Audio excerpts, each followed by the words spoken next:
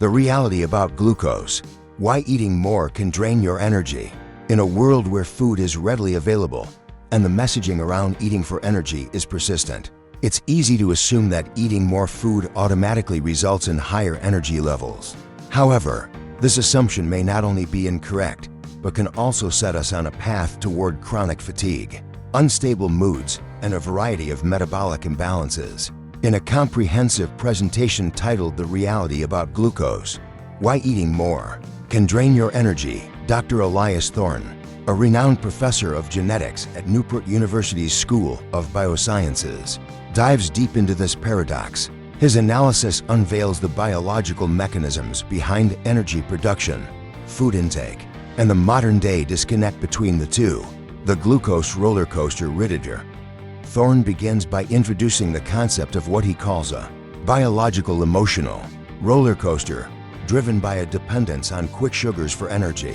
When people consume high-sugar foods like pastries, candy, sugary drinks, and refined carbohydrates, they experience a sharp rise in blood glucose levels. In response, the pancreas releases insulin to bring glucose levels back down. However, this insulin spike often overshoots the target, causing blood sugar levels to drop rapidly. This sudden decline in glucose triggers fatigue, foggy thinking, mood swings, and another round of cravings. The cycle begins anew: more eating, another spike, another crash. This continual up and down disrupts the body's natural balance, and instead of feeling energized, people often feel tired, emotionally unstable, and unable to concentrate. Our ancient bodies and modern eating habits. It's important to consider how human physiology evolved. Over hundreds of thousands of years, our ancestors didn't eat every 2 to 3 hours or snack throughout the day. Instead, they often went long stretches without food, relying on stored fat to fuel their energy needs. Our metabolism was built for resilience, efficiency, and adaptability, not for constant glucose influx. Modern lifestyles have shifted dramatically. The average American eats multiple meals and snacks throughout the day, most of which are loaded with processed carbohydrates and sugars. This continuous glucose consumption keeps insulin elevated and reduces the body's ability to tap into its fat stores for energy. Dr. Thorne explains that this is a fundamental reason behind chronic fatigue and the growing epidemic of metabolic diseases in the modern world. The pitfalls of processed carbohydrates, such as white bread, pasta, cookies, and sweetened cereals, are rapidly digested and absorbed. This causes a spike in blood sugar and a corresponding surge in insulin. The body, in its attempt to protect itself from high glucose, rapidly drives blood sugar down. The result? The brain receives a signal that energy is low even though calories were just consumed. This phenomenon can cause a person to feel hungry again, not because they truly need more energy, but because the sharp blood sugar crash tricks the body into thinking it's in an energy deficit. Over time, this repetitive cycle damages insulin sensitivity and can lead to insulin resistance, a precursor to type 2 diabetes. ATP, the real energy currency. A common misconception is that calories directly equal energy. While calories are indeed the raw materials from food, the body doesn't use them as is. Instead, it converts them into ATP, adenosine triphosphate, the molecule that powers nearly every cellular function in the body. There are 2 primary pathways through which ATP is generated. 1. Oxidative phosphorylation. This is the body's preferred method of ATP production. It's stable, efficient, and occurs when oxygen is abundant. With this process, one glucose molecule can produce over 30 ATP molecules. This system also allows the body to burn fat for energy, offering a slow, sustained fuel source. 2. Glycolysis. This backup pathway is activated during times of stress, anaerobic activity, or when the body is overloaded with carbohydrates.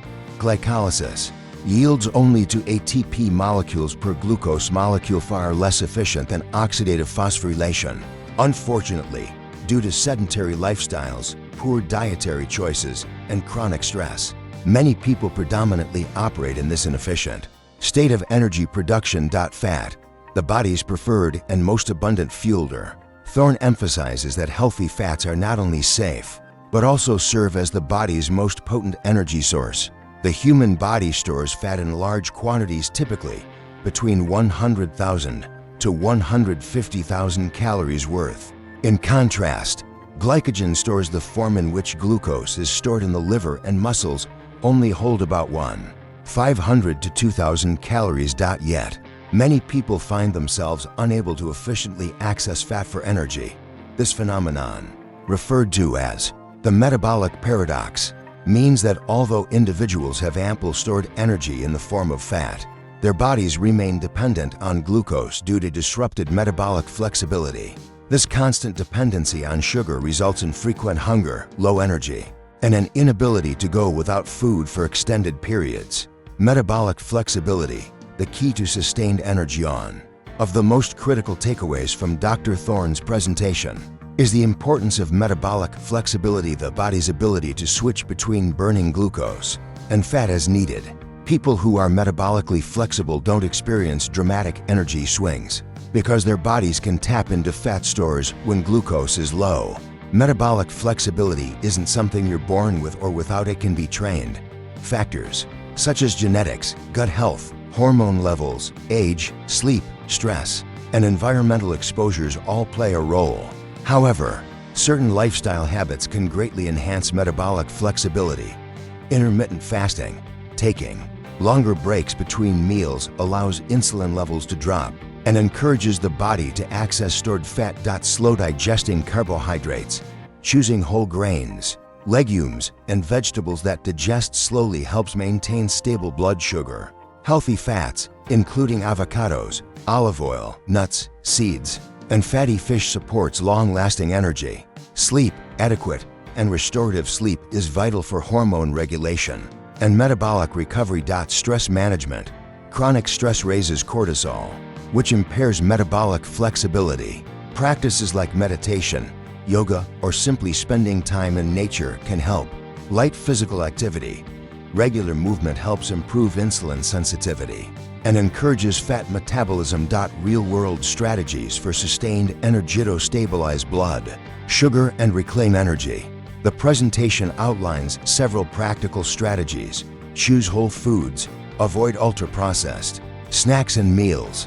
Instead, opt for foods in their most natural state: fresh fruits, vegetables, lean proteins, nuts, seeds, and whole grains. Start the day right.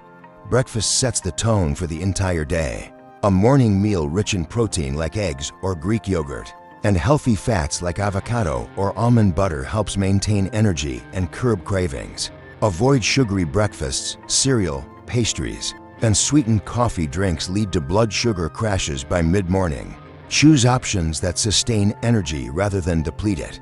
Eat mindfully. Pay attention to hunger cues. Eating out of boredom habit or emotional triggers often leads to overconsumption of quick carbs.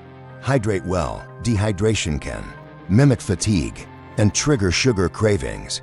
Drinking water consistently throughout the day supports all cellular functions, including energy production. Prioritize quality sleep. Aim for 7 to 9 hours of quality sleep per night. Poor sleep can impair glucose metabolism and lead to cravings for high-sugar foods. It's not about blame, it's about awareness.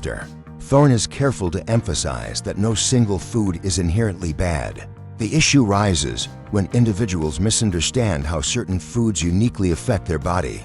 The real villain isn't a particular food group, but the disconnection from our internal signals and biological needs. Our bodies are capable of extraordinary adaptation when needed. The liver can even synthesize glucose from proteins and fats through a process called gluconeogenesis. This ability ensures that we don't need to be constantly consuming sugar to survive or feel energized. The goal is balance. By becoming more aware of how food, sleep, movement, and stress impact our metabolism, we can learn to work with our bodies instead of against them. The result: more stable energy, fewer cravings, better focus, and a renewed sense of vitality. Final thoughts: liberation from the glucose trap. The take-home message from this presentation is clear. True energy doesn't come from simply eating more food, especially not quick-digesting carbohydrates. It comes from training the body to access and utilize its natural energy stores, primarily fat, and from honoring our biological rhythms. When we restore metabolic flexibility and prioritize whole body health, we break free from the exhausting glucose roller coaster and unlock consistent, lasting energy. Through smarter choices and a deeper understanding of how our bodies work, we can regain control, feel empowered, and live with sustained vitality, not just momentary highs. Stay tuned for our next presentation on practical steps to enhance mitochondrial health, the powerhouse of your energy system, and discover how to build an energy-rich lifestyle, one cellular upgrade at a time.